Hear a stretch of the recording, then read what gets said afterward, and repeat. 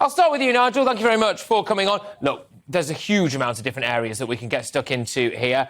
Firstly, I'll just ask you now, as people are feeling the pinch, OK, the bills are going up, do you think there's a responsibility of people to stop doing things like smoking, drinking and spending their money frivolously so that they actually can pay these bills? Well, I wonder what's going on in Albania, because that looked a bit dark from the last piece you did. Yes, I mean, obviously people will cut back. I mean, the whole cost of living crisis means that people are going to have to cut out certain luxuries. But we're talking about a massive rise in energy bills. And whatever they cut out, people simply cannot afford it. And if you're on low pay, or you're a pensioner, or you're disabled, this is absolutely crippling. And so as a result of that, the government has got no option but to step in. And so far, the best solution on the table is the one that Keir Starmer has put up about freezing energy bills. Ben, I'll throw it over to you now. Ben Habib, a former Brexit Party MEP. What do you think then? I mean, is it depressing for you that the best option on the table at the minute does appear to have come from Keir Starmer, who has waited years to, but now has finally piped up? I mean, it doesn't really matter where the best suggestion comes from. But what is depressing and distressing is that the government should have acted to head this crisis off before it became a crisis. And I'm not talking with 2020 hindsight. You know, oil and gas prices began their rise as we unlocked. Yes, Ukraine has exacerbated the problem, but actually this problem has been in the making for about a year now, perhaps even over a year if I go back and start looking at the charts again.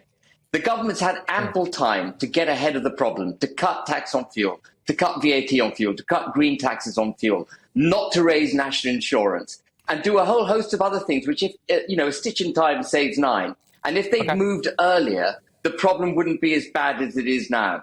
The problem now we've got, and I agree with, I'll just finish, but I agree with Nigel, the problem now is so large that we're going to have to get government involved in some shape or form or another.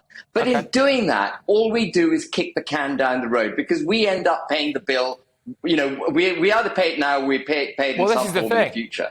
Well, this is the thing, and Ben, you're used to agreeing with people called Nigel. Of course, Nigel Farage used to be the other guy, but Nigel, I'll throw it back over. I'll throw it back over to you. I was confronted on the street today. I mean, initially after people had asked me to stop signing autographs, and for pictures and all that. Of course, we got all that out of the way, but then people came up to me and started talking to me about the energy price rises, and they were saying, a couple of them genuinely said, why don't we just let Putin have Ukraine so that it'll just turn the taps back on? Now, I appreciate that that's not a particularly palatable argument to have, but I'm concerned that the more people can't afford to pay their bills, the more inclined to believe that they're going to be. Yeah, and all I would say to them is just think what happened in the Second World War. We know that trying to appease a dictator really doesn't work. And if we started not supporting Ukraine to try and appease Russia, the same sort of thing would happen. So, no, I just don't think that is the answer. And anyway, it is not in that sense our place to do that. The Ukrainians are the ones who are fighting, as Boris Johnson rightly pointed out, and they probably sort of still be fighting with just knives and forks if we didn't give them weapons. So it's not a matter for the West to say to Russia, oh, well, we'll just end the war in Ukraine and everything will be fine again. It won't. And Ben's absolutely right that this has been a crisis brewing for some time, and certainly we should have acted earlier. But I think that probably the Ukraine war has turned it from a crisis into a real emergency. I mean, the bills we're facing now, most of that money is coming from the aftermath of Ukraine. OK, and Ben, I'll give you the final word on this one.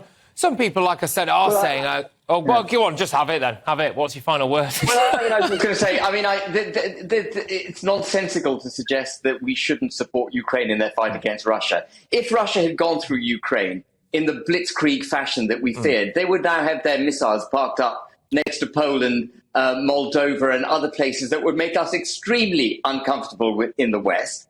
Gas prices would have done the same thing. Because remember, gas prices are going up because Russia has switched off the gas to Germany. That's what's happened here. And it's Russia that is imposing sanctions on the West. We talk about this massive package of sanctions we've imposed on them, but Germany went on buying Russian fuel. Yeah. It gave Putin effectively 50 billion euros worth of foreign currency reserves after the war broke out. That gave him, that emboldened him to effectively sanction the West. So if he'd gone through Ukraine like a dose of salts, we'd now have his missiles facing us, and we'd still have this energy problem. Now, what we need, and the Ukrainians, by the way, have done us a huge favor bogging him down in Ukraine and not making our military personnel have to face him up directly. But what we need now is enlightened thinking from government on how they solve this energy crisis, how we don't get locked down in net zero, how we ditch that ridiculous policy, open up North Sea gas, start fracking, get energy independent, and put the United Kingdom back on its own feet without having to rely on unreliable people like Germany and Russia.